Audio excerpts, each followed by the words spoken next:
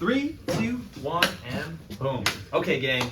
We are going to talk specifically with Coach Abby today on what we're calling a female's journey home. And just through discussion off camera, we were talking about how the idea, the concept of, specific to yourself, a female, the journey, the multiple chapters that you, the individual, and the female body itself has gone through over time, good, bad, and different, all the same, and kind of bringing a discussion to those, we'll call them like 7 different chapters, maybe what the identity was in that particular time, what influenced some of those things, good, bad, and indifferent, all the way to the you of now. Cool? So take us to chapter 1, which would probably be high school, college, Abby, right? Mm-hmm. Okay, Yeah. so tell us about the you of then. Yeah, it's funny because I did just send you that picture of me that was very Oh, yes. different. Yeah, Yeah. I know, long arms, very skinny, almost like big head, right? But in high school, youth kind of takes over. You have that high metabolism, and I was very involved with sports, very involved with dance, and I remember being not teased, but always people would say like, man, you can eat anything and never gain weight. And I think leaning into that too, because around that time it was like Paris Hilton and Nicole Richie and like all the people in the magazine, and that was the body type. And I remember leaning into that because I was able to have that body type, but also on the flip side, like probably not learning about nutrition well enough to take it on for the rest of my years. So I would be able to eat. I would be able to eat anything I wanted. Overeating, undereating, no structure really, and I was able to keep that figure for years up in like going into college. But definitely influenced by what the media kind of imposed on us. So it was like belly shirts showing the midriff, and so that was high school. 110 pounds and a size 2. What did you think at that particular time, which is probably 18 to early 20s? What did you think was healthy, or I wasn't even thinking about health, I was just thinking about my appearance to the world? Probably the latter, like definitely just appearance to the world. I mean, I growing up, my parents never had sugary cereals or processed foods in the house, and I remember going over other like friends' house and I'd be like, Lucky Charms, or but still not very aware of what real nutrition was. Like to stay that way, it was like eat a salad and eat Special K, and so not really leaning into the knowledge of nutrition. Okay, so that's your early origins in your early youth, and then take us to the next chapter. Yeah, would probably be like post-college. And it's funny, so like back then I thought that was gonna be my body forever. It was never gonna change. There's no way it could possibly change. And I know, it's so funny. Going into college and then even post-college, it was introduced, like getting rid of structure. Mom and dad are not cooking meals for you anymore. You have to kind of fend for yourself, learn how to grocery shop and everything. And then also, of course, some social activity goes on. And really just like ballooned up, and freshman probably 20 happened. And I remember the first time that I came home, or no, my parents came up to visit, and like seeing my mom's face when she looked at me, and it wasn't a judgment, it was just like you're different, your body changed. And then kind of like going into post-college, that's when the yo-yo diets were coming in. It was always like, how can I lose this quick, or how can I get rid of this? And it was just, I was in a different body than I was in high school and going into college, and it was just so uncomfortable. It was so uncomfortable.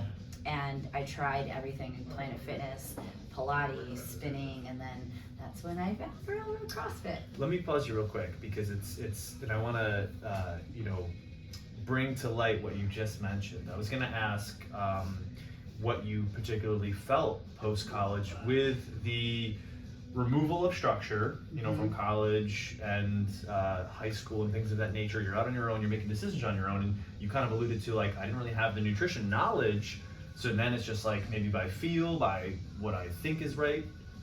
You remove that, and you kind of mentioned, like, well, I felt really uncomfortable, okay? And you brought up a very interesting point that I was trying everything. I was doing Pilates, I was doing Planet Fitness. You mentioned, like, burning the calories through output, through exercise.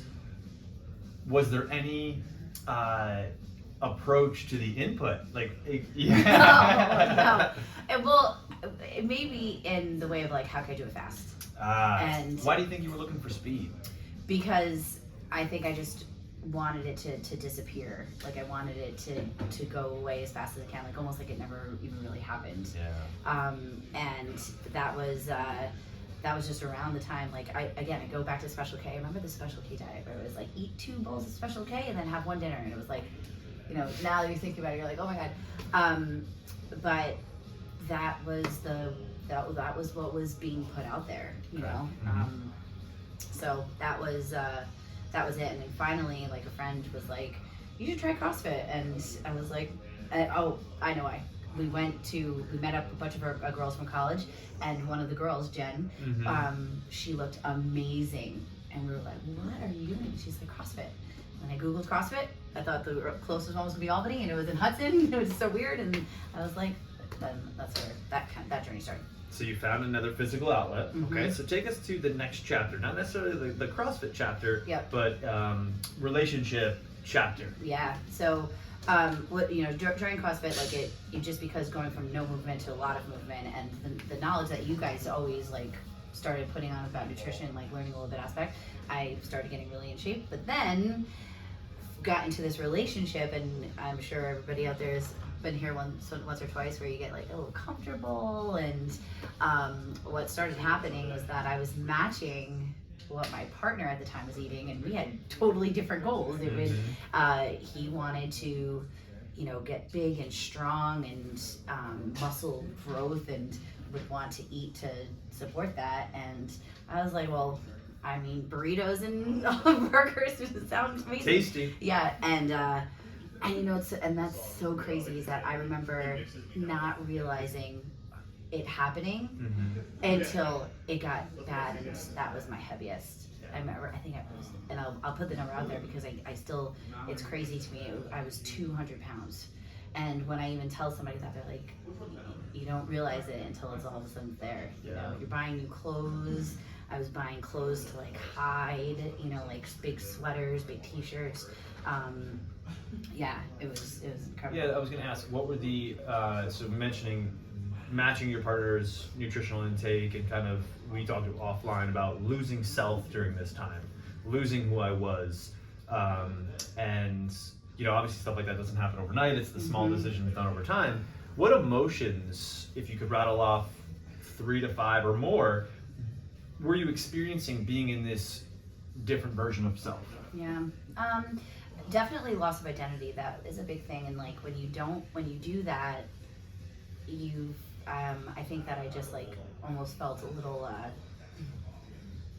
like empty, so there was, like, a dull emotion for a long time, where I was just like, a case of well, I'm already here, so I might as well just, like, dive in.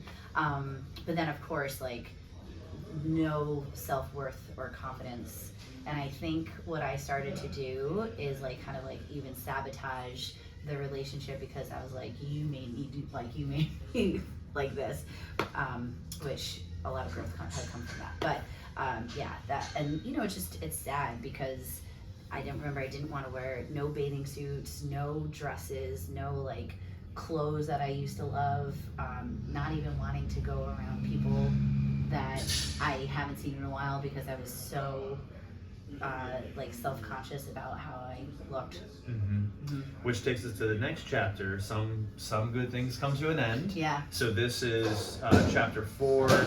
This is the breakup, and I think the breakup, after even hearing that, probably came very particularly, or felt particularly harder. And I remember this time because you mentioned a loss of self-worth, and I think from that could come even almost more attachment to the individual, looking for worthiness through someone else. And then when those things part, and we have loss of self, loss of identity, we can really go to a dark place. And I think this was a dark time, knowing you as a friend.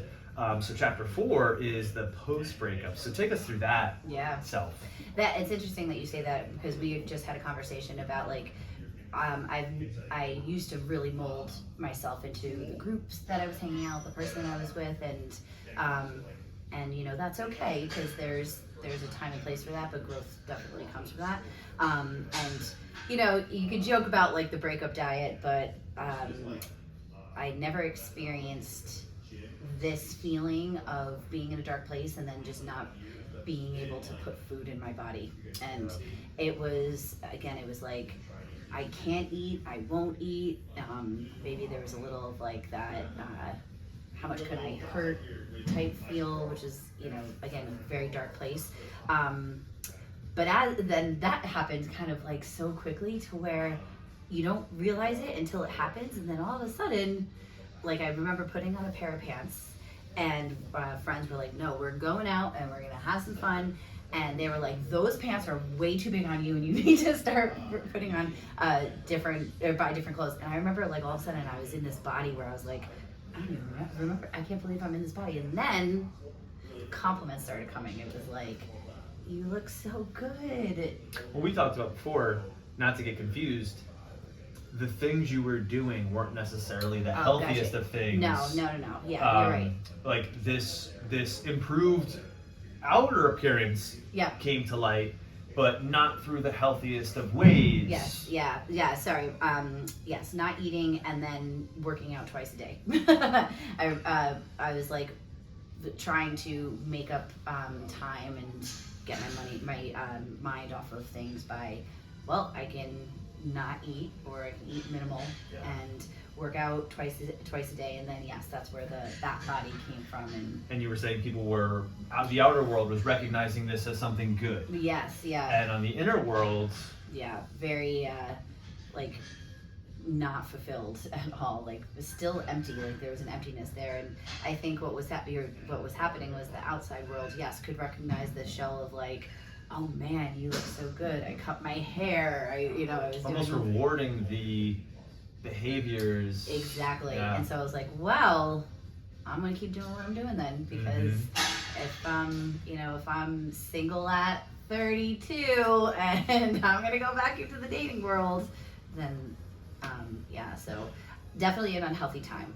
I could look back at those pictures and say, yes, that person looked good, but I know that there was a lot going up here and then a lot going on here. Which leads to, I believe it's chapter 5. Yeah. This is a great time. Mm-hmm. So, we had the post-breakup, and then from that, why don't you tell us about chapter 5? Yeah, so it's so funny how things come full circle, and we talk about this all the time, and it's such a beautiful story. I know it's mine and ours, but it really is so beautiful. I remember when almost like I could come back, I was coming back to a space where I knew I could get help or something like that, or I knew that it was a safe space, a very intelligent space, a space where I could get the knowledge again. So when I came back here and I started working out here again, because I had separated myself for a little bit of time, but coming back here and then seeing you and Nolan and Elena and all my colleagues or I should say the coaches at the time, I wanted to be around that again. And that's when I made some serious decisions of going against the norm or the idea of status and high paying job and you got to do this and you got to do this. And I took a leap of faith and found this position and this coaching career, which I remember there was a lot of outer pressure to meet the other stuff, the status, the income, and it felt like I don't even know if I would call it unhealthy pressure, but just the normal. For sure. This is the normal route where you were looking to take a chance on self, coming out of maybe a real low in your life, a real low point in your life. What you made that decision. I remember you came to me and you said, "Hey, this is something that I'm interested in doing," and you asked for what my opinion and my blessing, and we obviously went forward. Take us to where that brought the journey of the body, the mind. This particular time, because I remember it was a very healthy time. Yeah, I remember when I started doing that, I had still had some resistance to like working on myself, and I can't even remember why, but I remember it was just like I just want to be pessimistic. I just want to be negative sometimes. But what was so amazing is that I came into a space of individuals who were always raising themselves to a higher standard, always working on themselves, always encouraging growth work and personal growth outside of there.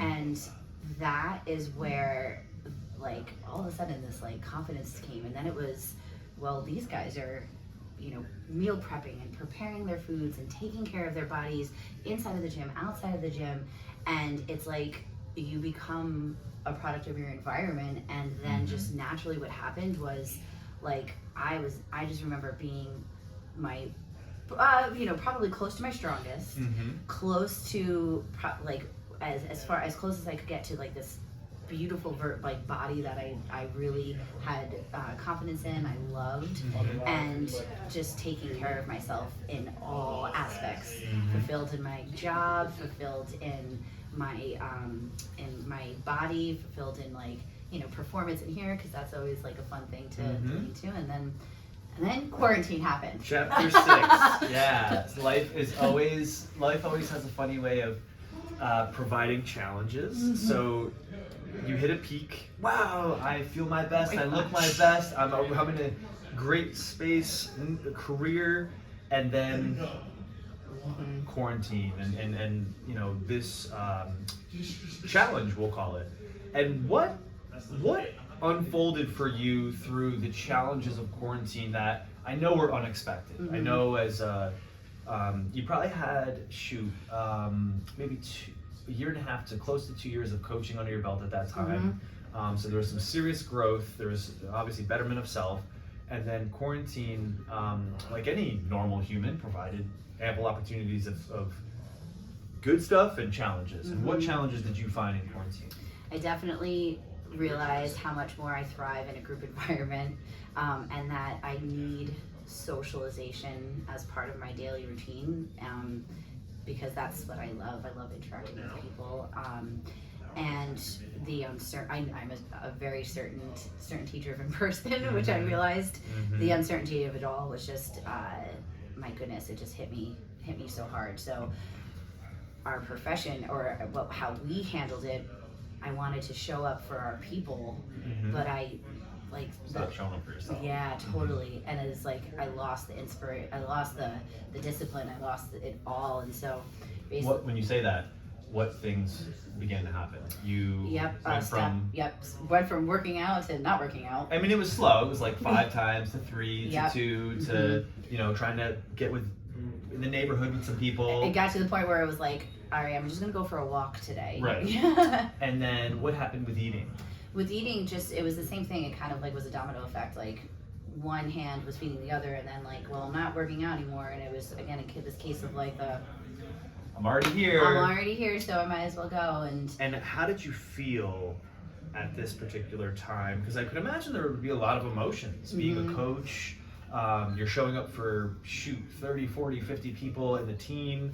The world is uncertain, and now I stopped taking care of myself. And then obviously, through this, whatever comes from the loss of exercise, the clarity, the feel goods, the endorphins, the energy expenditure, the maintaining and reserving muscle tissue, of eating, and how that can cause weight gain and body fat gain. And what emotions were you feeling? Oh my goodness, like so much shame. There was and shame is tough. Yeah. Shame is tough. Like shame to the point, like when we were FaceTiming, like only showing like from here up, a little like embarrassed, because as we were ending quarantine and making plans to come back into the gym, you know, as a friend and my leader, like, just very embarrassed to come back to a place where I'm a leader in the fitness and nutrition aspect, but I essentially let myself go. And you know, like, I just was like, I just didn't even know how to face anybody, and coming back here and even shedding like 1,000 tears on the InBody, because from pre-quarantine of being the best to coming after, what was that, like 3 or 4 months? I think we were in that stage for a little bit longer. I think it was like March to maybe we started outdoor again, like almost end of July, August. You know? Yeah.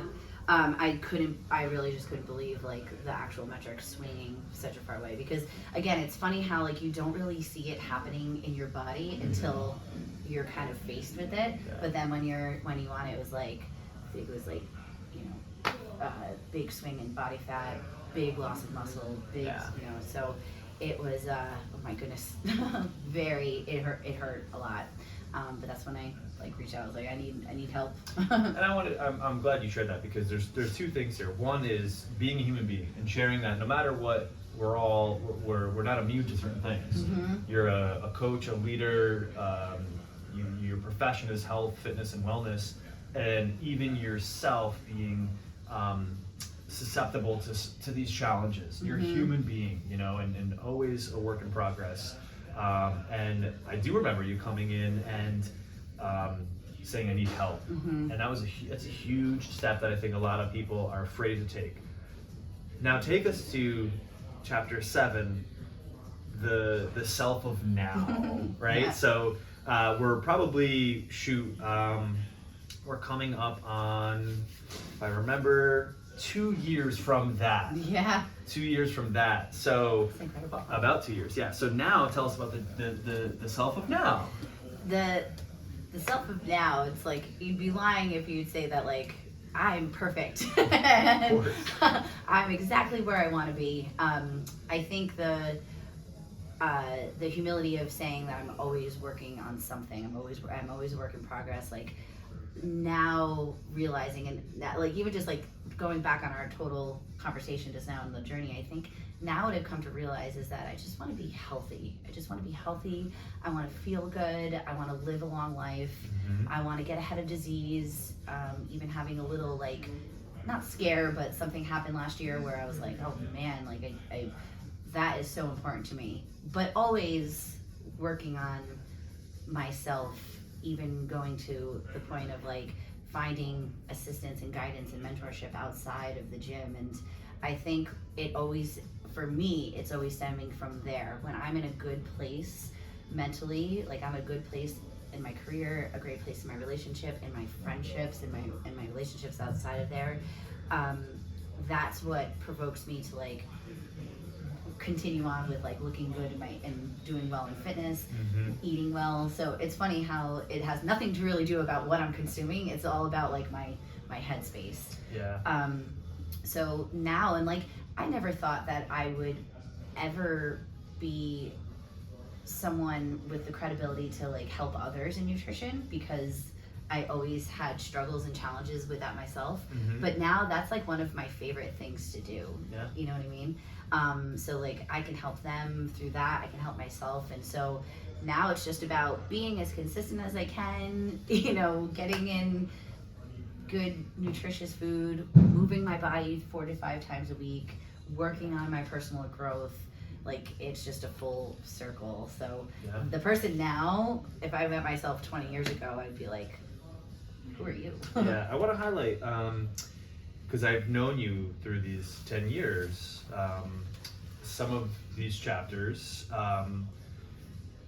One, this is the healthiest, happiest version of yourself that I've seen consistently, and I think that's a credit to doing the work outside of the gym, developing a consistent staple. Fitness was always a consistent staple, but more in the nutrition realm, and really like the combination of you were someone that would like thrived on variety of food, and you've really since leaned into some structure there that's been really helpful. and then working on yourself, getting a coach outside of here, which I have, you have, Nolan has, and working on self. And I could feel the self-love, which is so important. You know, that journey for most people is one that maybe even never really happens, you know? So there's that. Then, you know, taking your kind of your journey, your arc here of taking things for granted very early on and just no knowledge about food, to now where you have immense knowledge and you have the journey of the arc that you went through too, and that adds to the credibility of the experience. And what I love is, you know, someone could look at someone in shape and just think it comes easy, they have all the knowledge, X, Y, Z. And what I love about your story here is you've been the person who matched their partner's eating and got really unhealthy and lost themselves.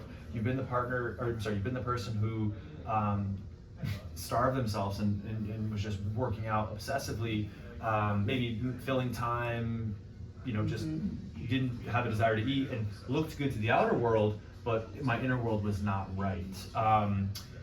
Made this big decision to put yourself first when the whole outer world was telling you, no, go here and do this and do that, and you followed your heart. So the story is really, the journey of self is a beautiful story that is yours. It's uniquely yours. And you know, the you that I know now, and I think we talked about this, all of us, we're all under this constant construction where there's never perfection. There's what's the small thing I can do today to move X. So wrapping up here, what do you feel are the feelings, the identity, or the things that are influencing you now, which is at your best self?